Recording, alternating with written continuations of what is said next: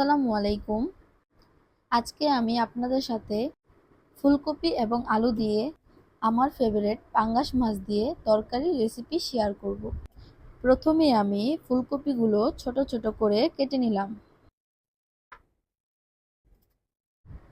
তারপরে একটি আলু ছিলে নিলাম। আলুটি পিস পিস করে কেটে নিলাম।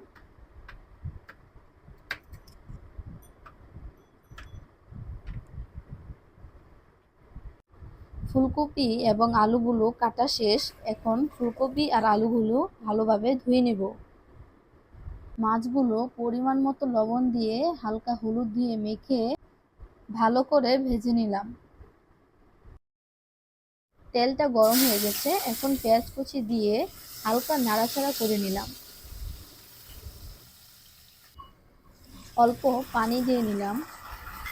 এখন দিয়ে দিলাম পরিমাণ মতন হলুদ, মরিচের গুঁড়া এবং পরিমাণ মতো লবণ। মশলাটাকে ভালোভাবে কষিয়ে নিলাম। তারপর ফুলকপি এবং আলুগুলো দিয়ে দিলাম। তারপরে ভালো করে নাড়াচাড়া করে তরকারিটা ঢেকে দিলাম। এখন চলেন কিছু সময়ের জন্য আমার মোমোর সাথে দেখা করে আসি। ফুলকপি এবং আলুগুলো কিছুক্ষণ কষানোর পরে টমেটোগুলো দিয়ে দিলাম। হালকা নাড়াচাড়া করে ঢেকে দিলাম।